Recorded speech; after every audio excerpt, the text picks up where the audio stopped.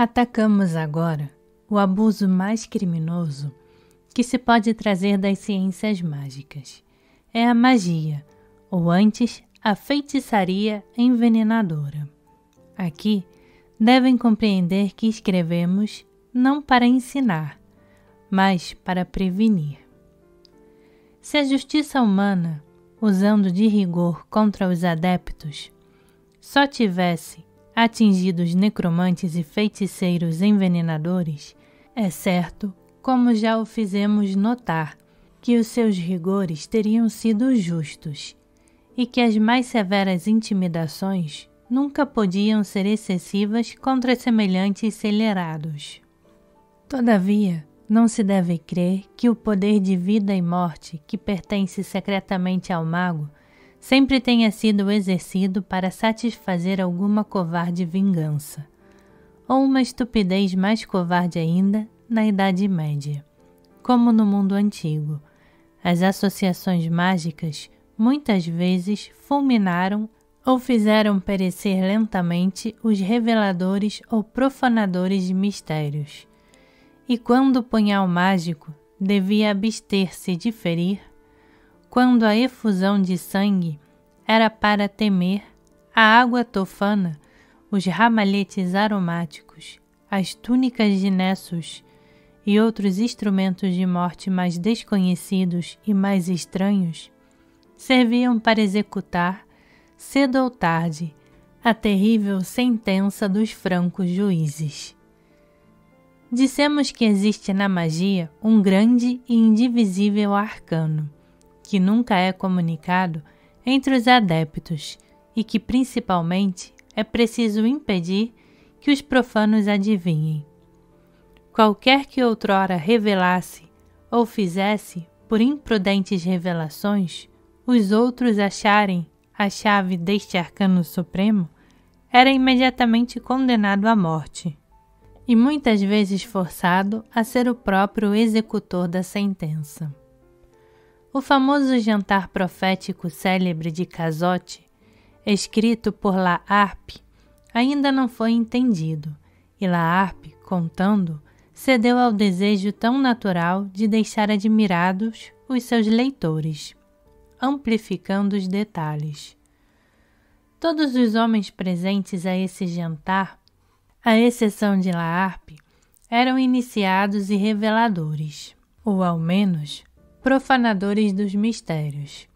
Cazotte, mais elevado do que todos eles na escada da iniciação, lhes pronunciou a sua sentença de morte em nome do iluminismo, e esta sentença foi diversamente, mais rigorosamente executada, como outras sentenças semelhantes o tinham sido, vários anos e vários séculos antes, contra o abade de Villars, Urbano Grandier e tantos outros. E os filósofos revolucionários pereceram, como deviam perecer também Cagliostro, abandonado nas prisões da Inquisição. O bando místico de Catarina Theus, o imprudente Schroepfer, forçado a matar-se no meio dos seus triunfos mágicos, e da admiração universal, o desertor Kotzebue, apunhalado por Karl Sand e tantos outros, cujos cadáveres são achados sem que se saiba a causa da sua morte súbita e sangrenta. Lembramo-nos da estranha alocução que dirigiu ao próprio Cazotte, condenando-o à morte, o presidente do Tribunal Revolucionário, seu confrade e co-iniciado. O enredo do drama de 93 ainda está escondido no santuário mais obscuro das sociedades secretas. Aos adeptos de boa-fé que queriam emancipar o povo, outros adeptos de uma seita oposta e que estavam ligados a tradições mais antigas, fizeram uma oposição terrível por meios análogos aos dos seus adversários. Tornaram impossível a prática do grande arcano, desmascarando a teoria. A multidão nada entendeu, mas desconfiou de todos e caiu por falta de ânimo, mais baixo do que estava. O grande arcano ficou mais desconhecido do que nunca. Somente os adeptos, neutralizados uns pelos outros, não puderam exercer o seu poder, nem para dominarem os outros, nem para se libertarem a si próprios. Eles se condenaram, pois mutuamente como traidores, e votaram uns aos outros ao exílio, ao suicídio, ao punhal e ao cadafalso.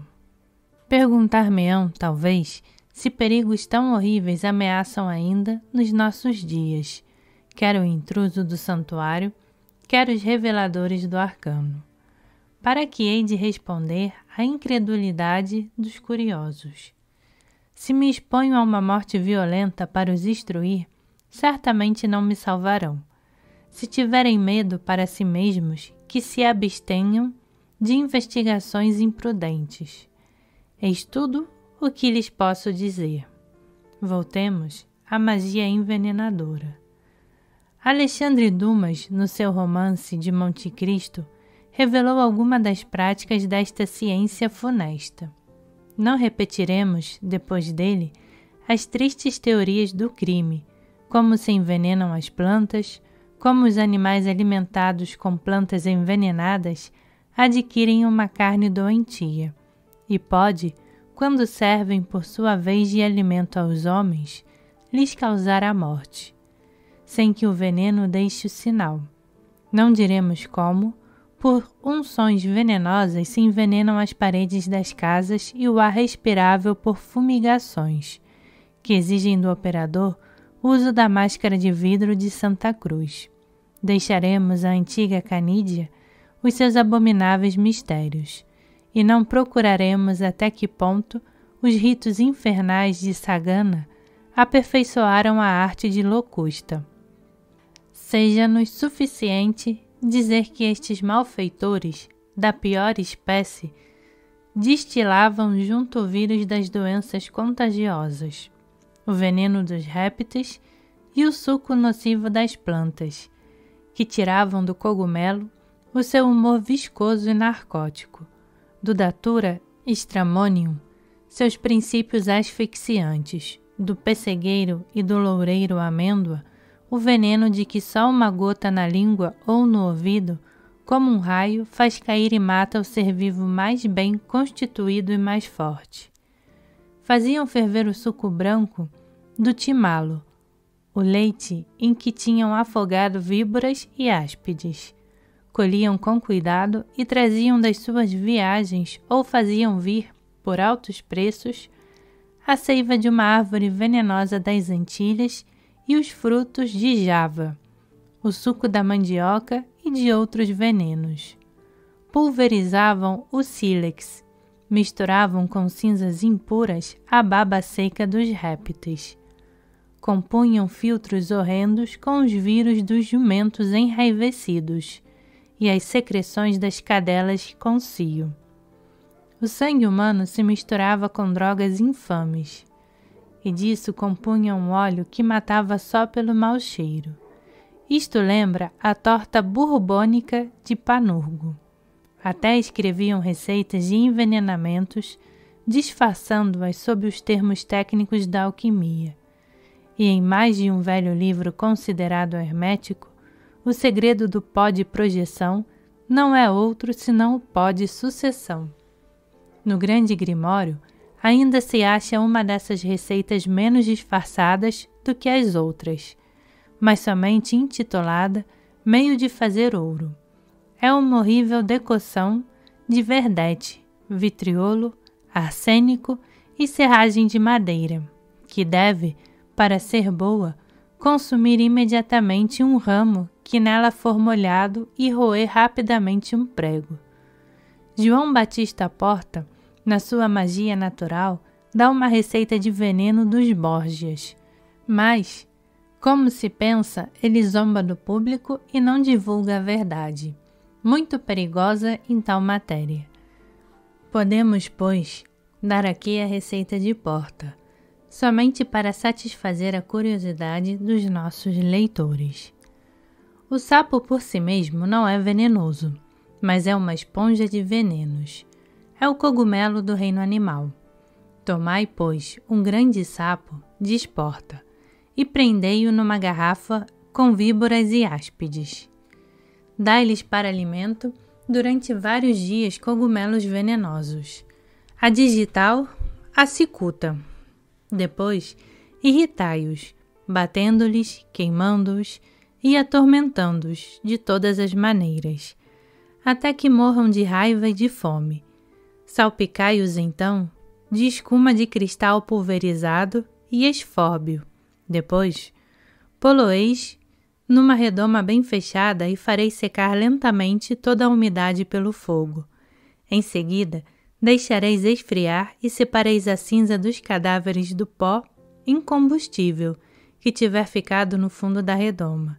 Tereis então 2 venenos, um líquido e outro em pó.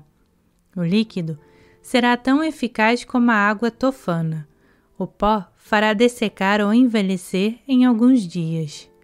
Depois de morrer, no meio de horríveis sofrimentos, ou uma atonia geral, aquele que dele tiver tomado uma pitada misturada com a sua bebida. É preciso convir que esta receita tem uma fisionomia mágica das mais feias e mais negras, e que lembra, indignando o coração, as abomináveis cozinhas de Canícia e Medeia. Eram semelhantes, pós que os feiticeiros da Idade Média pretendiam receber no sabá e que vendiam a elevado preço a ignorância e o ódio. É pela tradição de semelhantes mistérios que espalham o espanto nos campos e chegavam a lançar sortes. Uma vez ferida a imaginação, uma vez atacado o sistema nervoso, a vítima perecia rapidamente, e até o terror de seus pais e amigos acabava a sua perda. O feiticeiro e a feiticeira eram quase sempre uma espécie de sapo humano, inchado de velhos rancores. Eram pobres, repelidos de todos e, por conseguinte, odiosos. O temor que inspiravam era sua consolação e vingança. Envenenados também por uma sociedade de que só tinham conhecido as escórias e os vícios.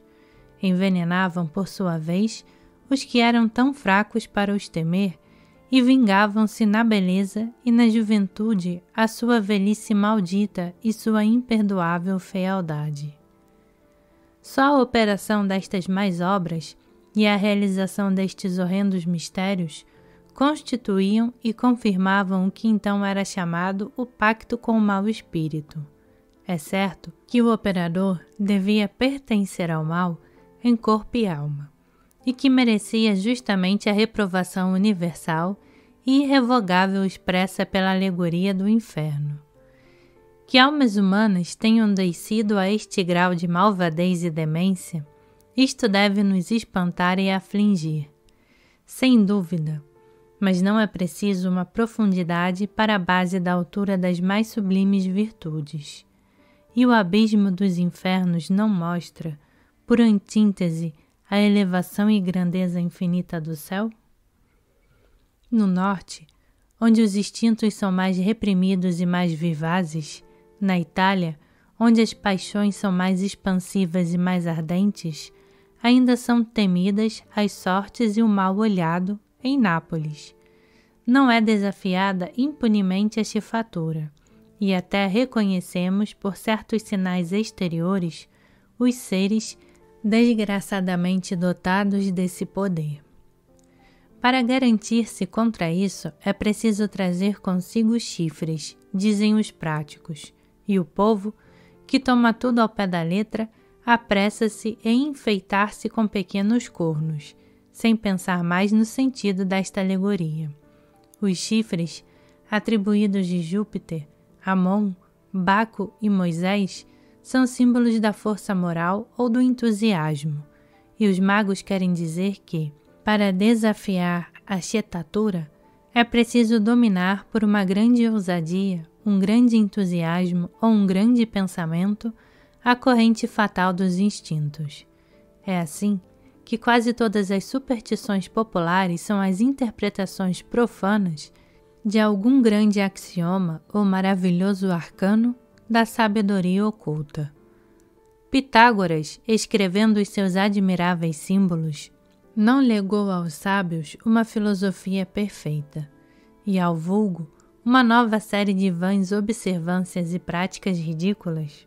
Assim, quando dizia: não pises no que cai da mesa, não cortes das árvores do grande caminho, não mates a serpente que caiu do teu quintal, não dava a ele, sob alegoria transparentes, os preceitos da caridade, quer social, quer particular? E quando dizia: não te olhes no espelho com a luz da vela, não é um modo engenhoso de ensinar o verdadeiro conhecimento de si mesmo, que não poderia existir com as luzes factícias e os preconceitos dos sistemas? O mesmo acontece com todos os outros preceitos de Pitágoras, que, como se sabe, foram seguidos ao pé da letra por uma multidão de discípulos imbecis, a ponto de, entre as observâncias supersticiosas das nossas províncias, existir um tão grande número delas, que evidentemente remontam à inteligência primitiva dos símbolos de Pitágoras. Superstição vem de uma palavra latina que significa sobreviver. É o sinal que sobrevive ao pensamento. É o cadáver de uma prática religiosa. A superstição é para a iniciação o que a ideia do diabo é para a de Deus. É nesse sentido que o culto das imagens é proibido e que o dogma mais santo na sua concepção primitiva pode tornar-se supersticioso e ímpio, quando se perderam a sua inspiração e o seu espírito. É então que a religião, sempre única como a razão suprema, muda de vestimentas e abandona os antigos ritos à cupidez e embustes dos caídos, metamorfoseados pela sua malícia e ignorância, em charlatões e pelotiqueiros. Podemos comparar as superstições, os emblemas e caráteres mágicos, cujo sentido não é mais entendido, e que são gravados casualmente nos amuletos e talismãs. As imagens mágicas dos antigos eram pantáculos, isto é, sínteses cabalísticas. A roda de Pitágoras é um pantáculo análogo ao das rodas de Ezequiel, e estas duas figuras são os mesmos segredos e a mesma filosofia. É a chave de todos os pantáculos e já falamos dela. Os 4 animais, ou antes a esfinge de 4 cabeças do mesmo profeta, são idênticos a um admirável símbolo indiano, cuja figura damos aqui e que se refere à ciência do grande arcano. São João, no seu Apocalipse, copiou e amplificou Ezequiel, e todas as figuras monstruosas deste livro são tantos pantáculos mágicos de que os cabalistas facilmente acham a chave. Mas os cristãos, tendo rejeitado a ciência, no desejo de amplificar a fé, quiseram esconder por mais tempo a origem do seu dogma e condenaram ao fogo os livros da cabala e magia. Destruir os originais é dar uma espécie de originalidade às cópias, e São Paulo, sem dúvida, o sabia muito bem, quando nas intenções louváveis realizava o seu auto de fé científico de Efeso. É assim que, 6 séculos mais tarde, o crente Omar devia sacrificar a originalidade do Alcorão à Biblioteca de Alexandria, e quem sabe no porvir, um futuro apóstolo não quererá incendiar nossos museus literários e confiscar a imprensa em proveito de alguma predileção religiosa e de alguma lenda novamente acreditada. O estudo dos talismãs e pantáculos é um dos mais curiosos da magia e se refere à numismática histórica. Existem talismãs indianos, egípcios e gregos, medalhas cabalísticas provindas dos hebreus antigos e modernos, abraxás gnósticos, amuletos bizantinos, moedas ocultas, em uso entre as sociedades secretas e chamadas às vezes senhas do sabá, medalha dos templários e joias de franco-maçons. Coglienus, no seu Tratado das Maravilhas da Natureza, descreve os talismãs de Salomão e do rabino Shael. As figuras de maior número de outros, e mais antigos, foram gravadas nos calendários mágicos de Tycho Brahe e do Shinto, e devem ser reproduzidos na totalidade ou em parte, nos fastos iniciáticos do Sr. Ragon. Vasto e sábio trabalho que recomendamos aos nossos leitores.